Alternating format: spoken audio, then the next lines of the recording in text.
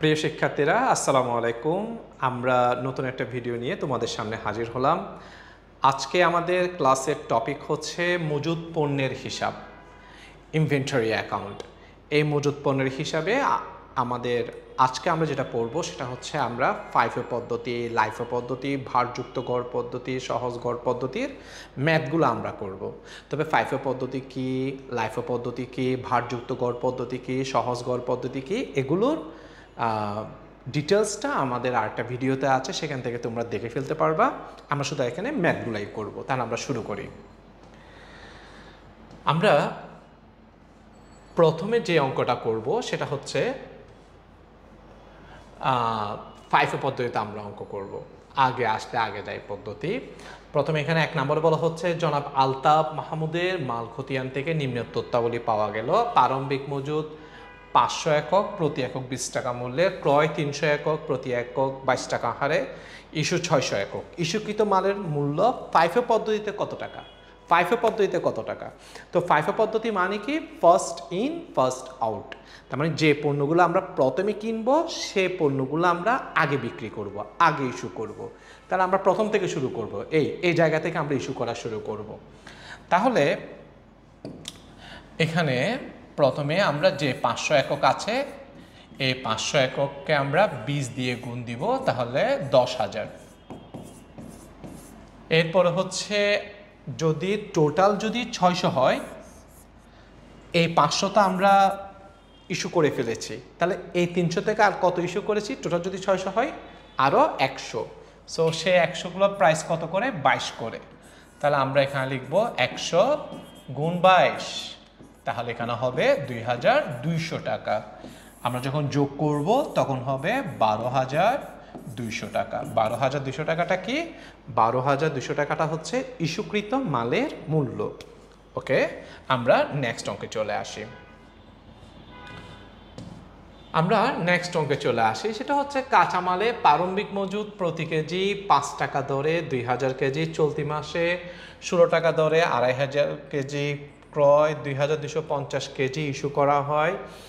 Company FIFO পদ্ধতিতে মাল issue করে। মালের সমাপনী মজুদের পরিমাণ কত? সমাপনী মজুদের মূল্য কত?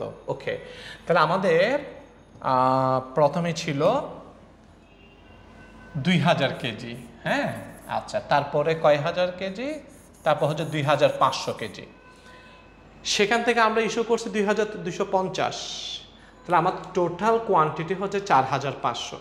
4500 থেকে 2250 যদি চলে যায়, আমাদের আর রয়ে গেছে কত? আরও রয়ে গিয়েছে 2250 কেজি রয়ে গিয়েছে। তাহলে আমাদের সমাপনী মজুদের পরিমাণ কত হবে? সমাপনী মজুদের পরিমাণ হচ্ছে 2250। এবার এটা আমাদের মূল্যটা বের করতে হবে। তাহলে ফাইফো পদ্ধতি, আমরা কোন পদ্ধতি অঙ্ক করছি? ফাইফো পদ্ধতি। ফাইফো পদ্ধতি মানে প্রথম দিকের পণ্যগুলা ইস্যু করে ফেলেছি বা বিক্রি করে ফেলেছি, শেষের দিকের পণ্যগুলা রয়ে যাবে। তাহলে এখানে যে 2250 বললো, এই 2250টা রয়ে গিয়েছে কোত্থেকে? এই 2500 এখান থেকে রয়ে গিয়েছে। ওকে, এই জায়গা থেকে রয়ে গিয়েছে। সো আমি যখন 2250, এটাকে আমরা কত দিয়ে গুণ দিব? এখানে 16 দিয়ে গুণ দিব। তা আমরা যখন 16 দিয়ে গুণ দিব, তাহলে আমাদের আনসারটা চলে আসবে। হ্যাঁ, আমাদের আনসারটা চলে আসবে ভ্যালু দিয়ে গুণ করলে। এরপরে আমরা আসি, আমাদেরকে প্রারম্ভিক মজুদ দেওয়া আছে। প্রারম্ভিক মজুদ দেওয়া আছে 2000 একক, ক্রয় করেছি 8000, বিক্রয় হচ্ছে 7000। বিভিন্ন এগুলোর ব্যয় দেওয়া আছে, যেমন এই 2000-এর ক্রয় মূল্য কত, 4000, 8000-এর ক্রয় মূল্য কত, 7000-এর বিক্রয় মূল্য কত, এটা দেওয়া আছে। আচ্ছা, ফাইফো পদ্ধতিতে বিক্রয়যোগ্য পণ্যের পরিমাণ কত হবে? ফাইফো পদ্ধতিতে বিক্রয়যোগ্য পণ্যের পরিমাণ কত হবে? মনে রাখতে হবে, বিক্রয়যোগ্য পণ্যের ব্যয় যেটা, সেই বিক্রয়যোগ্য পণ্যের ব্যয়টা দুইভাবে নির্ণয় করা যায়। একটা হচ্ছে আমাদের প্রারম্ভিক মজুদের সাথে ক্রয় যোগ করা, ওকে, আরটা হচ্ছে আমাদের সমাপনী মজুদের সাথে বিক্রিত পণ্যের ব্যয় যোগ করা। তাহলে একটা হচ্ছে পারমিক মজুদের সাথে ক্রয়কৃত পণ্যের ব্যয় যেটা সেটা যোগ করা, আরটা সমাপনী মজুদের সাথে বিক্রিত পণ্যের ব্যয়টা যোগ করা। সো আমাদেরকে এখানে প্রারম্ভিক মজুদ এবং ক্রয় এই দুইটা যদি আমরা যোগ করি তাহলে আমরা কি পেয়ে যাব? বিক্রয়যোগ্য পণ্যের ব্যয়টা আমরা পেয়ে যাব। আচ্ছা, তাহলে আমরা খেয়াল করি সেটা হচ্ছে এখানে প্রারম্ভিক মজুদ মানে প্রথমে যে মজুদ ছিল সেটা হচ্ছে 2000। সো 2000 গুণ কত টাকা করে? 3 টাকা করে। তার 2000কে যখন 3 দিয়ে গুণ দিব তখন এখানে হবে কত? 6000। ঠিক আছে। আচ্ছা, এরপর হচ্ছে ক্রয়। তাহলে ক্রয় করেছি আমরা কত? 8000। 8000কে যখন আমরা 4 দিয়ে গুণ দিব 4 8 32,000। 4 8 32,000। তাহলে আমরা যদি যোগ করি তাহলে আনসার চলে আসবে কত? 38,000 টাকা আমাদের আনসার চলে আসবে। আশা করি আমরা বুঝতে পেরেছি। ওকে, তাহলে আমরা নেক্সট অঙ্কের মধ্যে চলে আসি। রেনুয়ারা লিমিটেডের কাঁচামাল প্রারম্ভিক মজুদ প্রতি কেজি 15 টাকা দরে 20 কেজি। প্রতি কেজি 15 টাকা দরে 20 কেজি, হ্যাঁ, আর প্রতি কেজি 16 টাকা দরে 250 কেজি। ইস্যুর পরিমাণ 220 কেজি। কোম্পানি ফাইফো পদ্ধতিতে কাঁচামাল ইস্যু করে। ফাইফো পদ্ধতিতে ইস্যুকৃত কাঁচামালের মূল্য কত? ফাইফো পদ্ধতি ইস্যুকৃত কাঁচামালের মূল্য কত? তাহলে ফাইফো পদ্ধতি মানে কি? ফাইফো পদ্ধতি মানে ফার্স্ট ইন ফার্স্ট আউট। যেগুলো আমরা আগে কিনেছি সেগুলো আগে আমরা ইস্যু করব। তাহলে যেগুলো আমরা আগে কিনেছি আমাদেরকে আগে দেখতে হবে কয় কেজি পণ্য ইস্যু করছি। 250 কেজি পণ্য ইস্যু করছি, 220 কেজি পণ্য ইস্যু করছি। তাহলে শুরু হবে কোত্থেকে? প্রথম থেকে। তাহলে প্রথম থেকে মানে এই 20 কেজি আমরা কি করে দিয়েছি? ইস্যু করে দিয়েছি। তো টোটাল যদি 220 হয়, 20 কেজি যদি আমরা এখান থেকে যদি ইস্যু করি তাহলে এখানে আরও কত কেজি? এখানে আরও 200 কেজি। তাহলে এই 200 কেজি আমরা কোত্থেকে ইস্যু করছি? এই 250 কেজি থেকে ইস্যু করছি। তাহলে আমরা 22 আস্তে আস্তে আসি। তাহলে প্রথমে এখানে 20 কেজি ইস্যু করলাম। সো 20 গুণ 15, তাহলে 3000। ওকে, এরপর হচ্ছে এখানে হচ্ছে কত? 200 কেজি গুণ কত? গুণ 16। ওকে, 200 কেজি গুণ 16। তাহলে 200 কেজি যদি গুণ 16 হয় তাহলে কত হবে? এখানে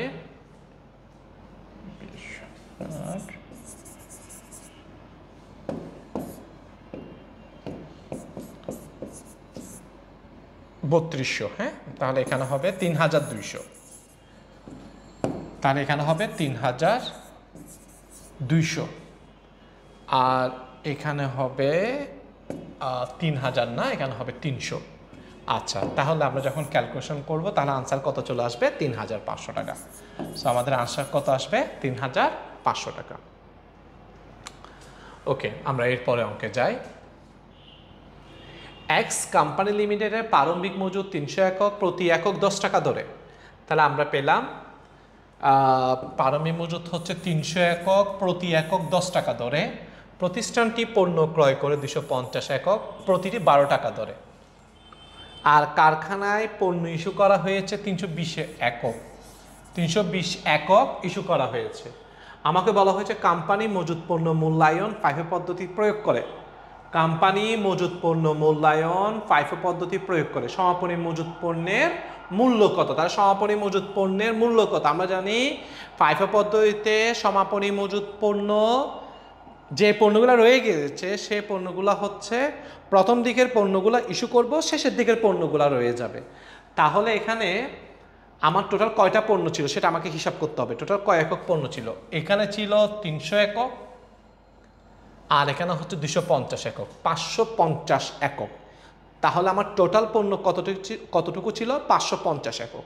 সে 550 একক থেকে আমি ইস্যু করেছি কত? ইস্যু করেছি 320। তাহলে 550 থেকে যখন আমরা 320 যখন করবো তাহলে আর থাকবে কত? আর থাকবে 230। আমার টোটাল 550 একক। তাহলে সেই 550 একক থেকে আমরা ইস্যু করেছি কত? ইস্যু করেছি 320। তাহলে এখানে থাকবে কত? 230 একক আমার সমাপনী মজুদ থাকবে। 230 একক আমার সমাপনী মজুদ থাকবে। এখন আমরা খেয়াল করি যে আমার যে সমাপনী মজুদ পণ্য থাকবে, যেহেতু ফাইফো পদ্ধতি প্রথম দিকেরগুলো সেল করে দিব, তাহলে শেষেরগুলো রয়ে যাবে। তাহলে যে 230 একক রয়ে যাবে সেগুলো কোত্থেকে রয়ে যাবে, শেষের থেকে রয়ে যাবে। ওকে, তাহলে 230 একক, তাহলে সেগুলো রয়ে যাবে কোন জায়গা থেকে, এই জায়গা থেকে রয়ে যাবে, শেষের থেকে। এটা প্রথমে ছিল, এটা শেষে। তাহলে সে 230কে আমরা কত দিয়ে গুণ দিব, সে 230কে আমরা 12 দিয়ে গুণ দিব। 230কে আমরা যখন 12 দিয়ে গুণ দিব, আমরা আমাদের সে আনসারটা পেয়ে যাব, 2760 সে আনসারটা পেয়ে যাব। আশা করি আমরা বুঝতে পেরেছি। আমরা নেক্সট অঙ্কে চলে আসি। ইলমা কোম্পানির প্রারম্ভিক মজুদ 300 একক, প্রতি একক 5 টাকা দরে। প্রতিষ্ঠানটি নতুন করে 500 একক পণ্য ক্রয় করে প্রতি একক 10 টাকা দরে। বিক্রয় 600 একক, প্রতি একক 12 টাকা দরে। ফাইফো পদ্ধতিতে মাল ইস্যু করা হলে মোট লাভের পরিমাণ কত? মোট লাভের পরিমাণ কত? তাহলে আমাদেরকে মোট লাভ বের করতে বলছে। আমরা যদি মোট লাভ বের করতে চাই, আমরা বিক্রয় থেকে বিক্রিত পণ্যের ব্যয়টা আমরা কি করব, মাইনাস করব। সো প্রথমে আমাদেরকে কি বের করতে হবে, বিক্রয় মূল্যটা আমাদেরকে বের করতে হবে। তাহলে প্রথমে আমরা বিক্রয় মূল্যটা বের করি।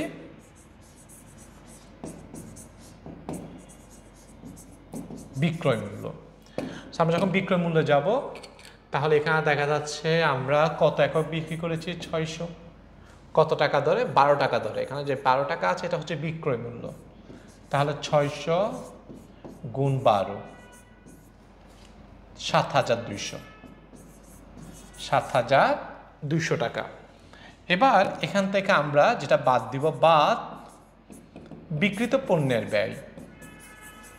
আমরা বিক্রিত পণ্যের ব্যয় বাদ দিব। তাহলে এখানে যে 600 একক আমরা বিক্রি করেছি,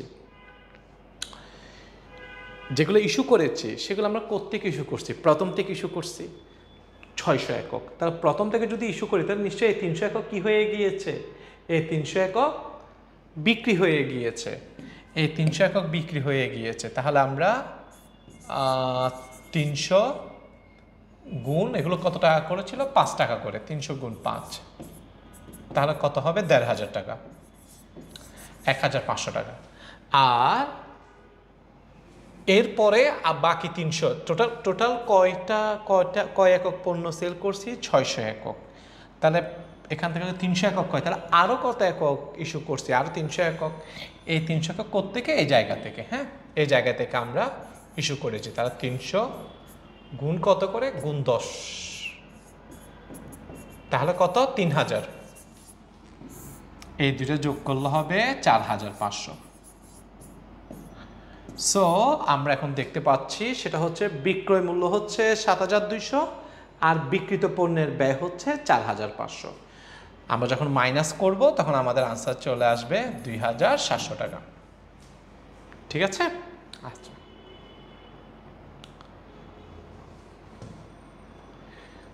তাহলে আমরা ফাইফোটা কমপ্লিট করলাম। এখন আমরা লাইফও শুরু করব। লাইফো পদ্ধতি মানে কি? লাইফো পদ্ধতি মানে লাস্ট ইন ফার্স্ট আউট। অর্থাৎ যেগুলো আমরা শেষে কিনেছি সেগুলো আমরা আগে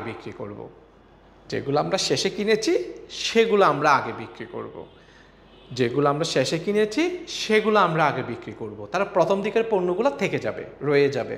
তাহলে শেষেরগুলো ইস্যু হবে, প্রথমেরগুলো সমাপনী মজুত পণ্য হবে। এটা মনে রাখতে হবে। হ্যাঁ, আচ্ছা, তাহলে আমরা শুরু করি অঙ্কটা।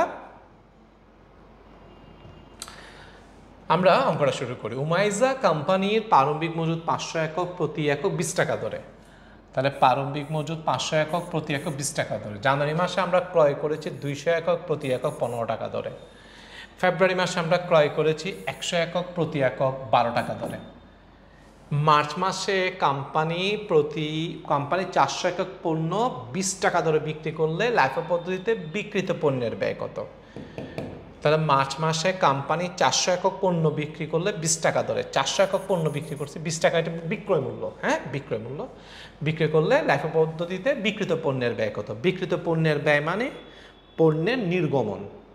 তাহলে পণ্য যখন আউট হবে, পণ্য যখন চলে যাবে, তখন লাইফো পদ্ধতি হচ্ছে শেষের পণ্যগুলো আমরা আগে ছেড়ে দিব। তাহলে আমাদের সর্বশেষ পণ্য ছিল কোনটা? এটা 100 একক যেটা, সেটা। সো 100 গুণ কত টাকা করেছিল? 12 টাকা করেছিল। তাহলে এখানে হবে কত 1200। এরপর এখানে যে 200 সেটাও আমরা ইস্যু করে দিয়েছি। তাহলে 200 গুণ কত টাকা করে ছিল 15 টাকা, 200 গুণ 15 তাহলে কত হবে 3000। ওকে, তাহলে টোটাল কয় একক পণ্য বিক্রি করেছি? 400 একক পণ্য বিক্রি করেছি। তাহলে শেষের 100টা সেল হয়ে গেল, 200টা সেল হয়ে গেল, তাহলে আরও কত? আরও 100। এই আরও 100টা কোত্থেকে সেল হইলো? এই জায়গা থেকে সেল হলো।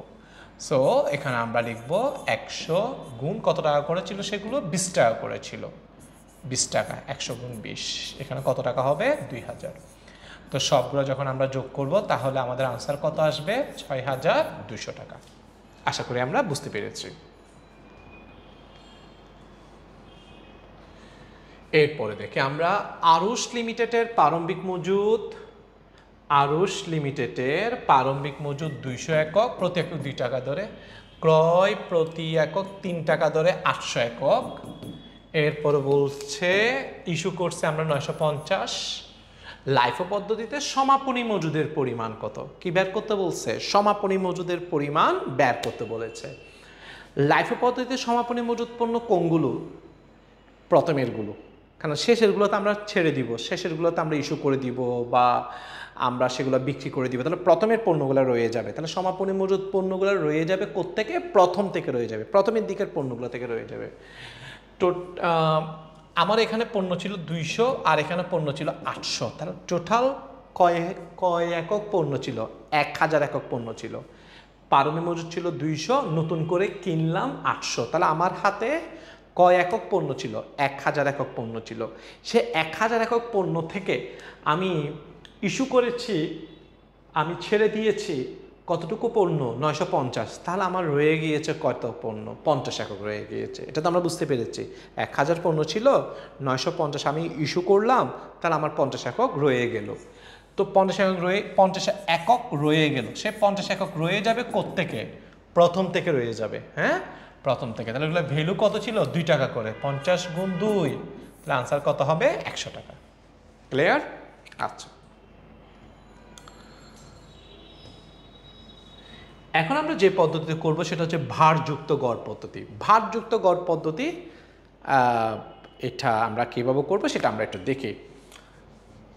মিগদাদ কোম্পানির প্রারম্ভিক মজুদ 4 টাকা দরে 600 একক। মিগদাদ কোম্পানির প্রারম্ভিক মজুদ 4 টাকা দরে 600 একক। চলতি মাসে 6 টাকা দরে 400 একক। বিক্রয় 800 একক বিক্রি করেছি আমরা কত টাকা দরে? 8 টাকা দরে। ভারযুক্ত গড় পদ্ধতিতে সমাপনী মজুদের মূল্য কত? ভারযুক্ত গড় পদ্ধতিতে সমাপনী মজুদের মূল্য কত? হ্যাঁ, আচ্ছা। সো আমরা সমাপনী মজুদ আগে আমাকে দেখতে হবে সমাপনী মজুদের কোয়ান্টিটি কত, কত একক রয়ে গিয়েছে সেটা আমাকে দেখতে হবে। তারপর সেগুলোকে আমি যখন ভ্যালু দিয়ে ক্রয় মূল্য দিয়ে যখন গুণ দিব তখন আনসারটা বের হবে। তো আগে আমাদেরকে দেখতে হবে কোয়ান্টিটি কতটুকু। প্রথমে কত একক পণ্য ছিল? 600। এরপরে কত একক পণ্য? 400। তাহলে 600 এবং 400 কত হয়? 1000। 1000 পণ্য আমার কাছে ছিল, যেটাকে বলা হয় মজুদযোগ্য পণ্য, যেটাকে বলা হয় বিক্রয়যোগ্য পণ্য। আমার হাতে যতটুকু পণ্য থাকবে ওইটাকে বলা হবে মজুদযোগ্য পণ্য বা বিক্রয়যোগ্য পণ্য। তা সে 1000 পণ্য থেকে 800 একক যদি 800 একক যদি আমরা যদি বিক্রি করে দিই, তা 800 একক যদি বিক্রি করে দিই তাহলে আমার হাতে রয়ে গিয়েছিল কত? 200 একক। তাহলে আমরা জিনিসটা বুঝতে পেরেছি। 1000 পণ্য থেকে 800 200 একক রয়ে গিয়েছে, এটা আমরা বুঝতে পেরেছি। এবার আমরা অঙ্ক করব। তা আমরা যখন অঙ্ক করব তখন আমরা দেখি সেটা হচ্ছে প্রথমে পণ্য ছিল 600। প্রথমে পণ্য ছিল 600 একক। কত টাকা করে? 4 টাকা করে। 4 টাকা। তা 600 4 6 24 2400। 2400। তারপর যেগুলো পণ্য কিনেছি 400 একক পণ্য কিনেছি। 400 একক পণ্য কিনেছি। কত টাকা করেছিল সেগুলো? 6 টাকা করেছিল। 6 টাকা। তাহলে 4 6 24, আবার 2400। ওকে, তাহলে এখন আমরা দেখি 2400। তাহলে 2400 2400 কত হয় 4800, 4800। আর আমার একক হচ্ছে কত একক? একক হচ্ছে 1000 একক।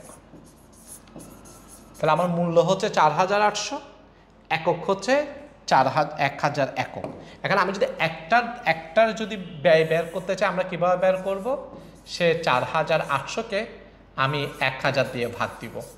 4800-কে 1000 দিয়ে ভাগ দিলে তখন হয় 4.8 টাকা। 4.8 টাকা, 4.8 টাকা মানে 4 টাকা 80 পয়সা। একটার জন্য কত পড়ছে? 4 টাকা 80 পয়সা। এতটুকু ক্যালকুলেশন তো আমরা বুঝতে পেরেছি। আমরা মূল্যটা যোগ করলাম, কোয়ান্টিটি যোগ করলাম। মূল্যকে যখন কোয়ান্টিটি দিয়ে ভাগ দিলাম, একক প্রতি ব্যয় কত সেটা আমরা পেয়ে গেলাম। তাহলে একক প্রতি ব্যয় কত? 4.8 টাকা। ওকে, তাহলে এখন আমরা দেখব যে আমাদের সমাপনী মজুদের মূল্য কত। সমাপনী মজুদের কোয়ান্টিটি কত ছিল? 200 একক ছিল। সমাপনী মজুদের কোয়ান্টিটি ছিল 200 একক। আর একটার জন্য কত করে? কস্ট ভ্যালু বা ক্রয় মূল্য কত করে? 4.8।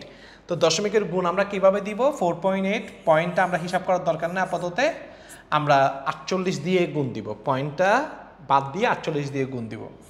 তাহলে 800 800 8 দুগুণ 16 0 400 400 4 দুগুণ 8, তাহলে 0 0 6 9।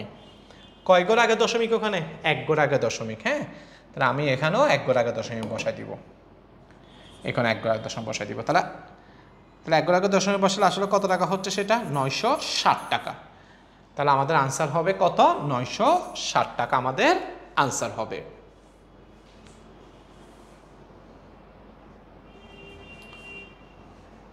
ওকে, আমরা এরপরে প্রশ্নটা দেখি। একটি কারখানার মে মাসের মালের ক্রয় এবং ইস্যু নিম্নরূপ দেওয়া হলো। প্রারম্ভিক মজুদ দেওয়া আছে 600 একক, প্রতি একক 10 টাকা করে। মাল ক্রয় 900 একক, 15 টাকা করে। ইস্যু করেছি 1000 একক। আমাকে বের করতে বলছে ভারযুক্ত গড় পদ্ধতিতে সমাপনী মজুদের মূল্য কত। সেম একটু আগে যেভাবে করেছি সেভাবে। সমাপনী মজুদের মূল্য বের করতে হলে আগে আমাকে বের করতে হবে আমার কোয়ান্টিটি কতটুকু ছিল, আমার রয়ে গিয়েছে কতটুকু পণ্য, সেটা আমাকে দেখতে হবে। সো আমরা যদি খেয়াল করি, তাহলে আমরা একটু খেয়াল করি। এখানে পণ্য ছিল 600, এখানে পণ্য ছিল 900। তাহলে আমার হাতে টোটাল পণ্য ছিল 1500। 1500 আমার পণ্য ছিল। সে 1500 থেকে আমরা ইস্যু করেছি কয় হাজার? 1000 ইস্যু করছি। তাহলে 1500 থেকে যখন আমরা 1000 ইস্যু করে দিব, আমার হাতে আর কত পণ্য থাকবে? 500 একক পণ্য থাকবে। হ্যাঁ, 500 একক, 500 একক পণ্য থাকবে। এখন আমাকে বের করতে হবে যে আমার একক প্রতি ব্যয়টা কত, সেটা আমাকে বের করতে হবে। একটু আগে আমরা যেভাবে বের করেছি সেভাবে বের করব। সো 600 গুণ 10, তাহলে এখানে হবে কত? 6000। এরপরে হচ্ছে 900 গুণ 15, তাহলে 900-কে যখন আমরা 15 দিয়ে যখন গুণ দিব তখন কত হবে? 13500। 13500। তাহলে আমরা যখন এটা যখন যোগ করব, এটা যোগ করলে হয় 19500, আর এটা যোগ করলে হয় 1500।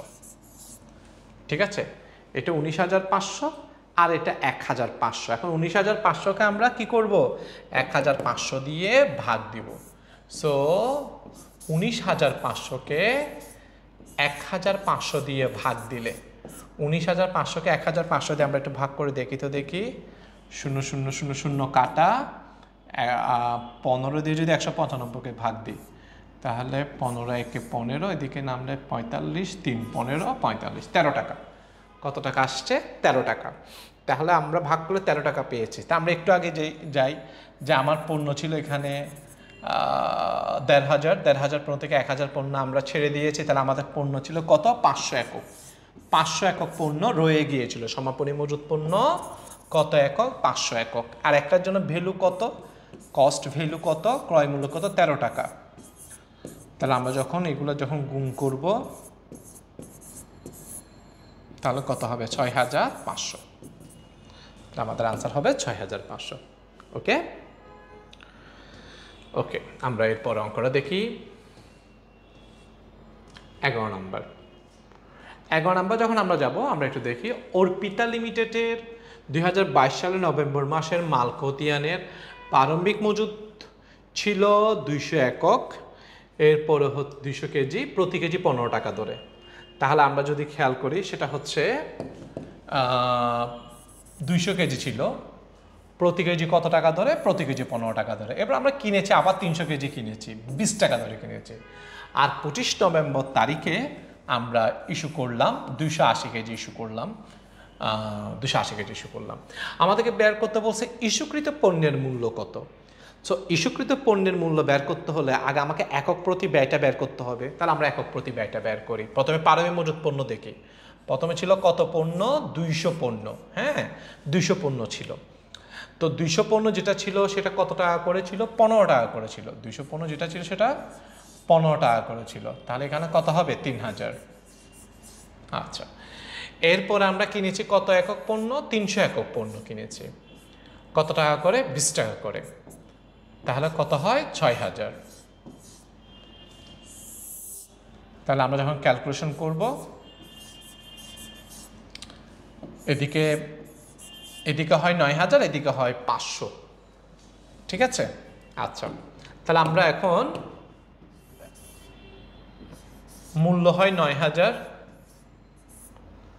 আর ইয়া হয় কোয়ান্টিটি হয় 500। তাহলে আমরা যখন ক্যালকুলেশন করব, কাটাকাটি যখন করব আমরা কাটা 5 দিয়ে 90কে যদি আমরা ক্যালকুলেশন করি 18 হয়। তাহলে আমার এখানে কত হচ্ছে? 18 হচ্ছে। 18 হচ্ছে। এখন আমাকে দেখতে হবে আমরা ইস্যু করছি কত পণ্য। আমরা ইস্যু করেছি 280 আমরা ইস্যু করেছি। সো একটা কত টাকা করে? 18 টাকা করে। আমরা যখন গুণ দিব 6,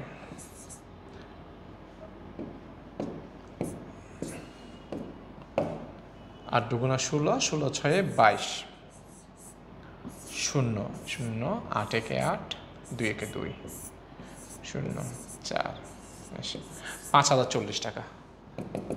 তাহলে আমাদের আনসার কত হবে? 5040 টাকা আমাদের আনসার হবে। এরপরের প্রশ্নটা খেয়াল করি। এশিয়ান লিমিটেডে 2020 সালে জুন মাসের মাল খতিয়ানে পারমে মজুদ ছিল 100 কেজি 30 টাকা ধরে। তাহলে পারমে মজুদ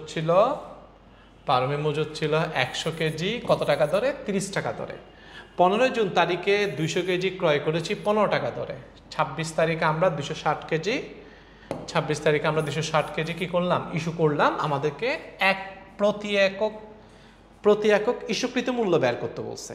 প্রতি এককে ইস্যুকৃত মূল্য, মোট ইস্যুকৃত মূল্য বের করতে বলে নাই। এর আগে যেভাবে অঙ্ক করেছি, এর আগের অঙ্কটা, কিন্তু এখানে বলছে একক প্রতি মূল্য কত। তাহলে আমরা একক প্রতি যদি মূল্য বের করতে চাই, তাহলে আমরা প্রথমে দেখব পারমে মজুদ ছিল 100, সেটার ছিল 30 করে, তাহলে 3000। এরপরে হচ্ছে আমরা ক্রয় করেছি 215 টাকা ধরে। তাহলে এটাও কত হবে? 3000। ঠিক আছে, তাহলে এটা কত হয়? 6000।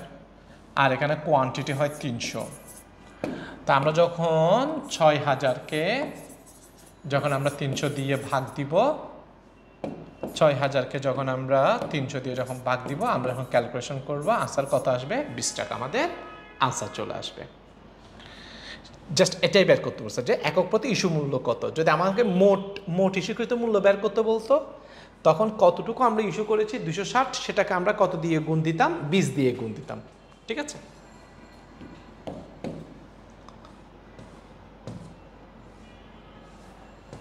ওকে। এরপরে আমরা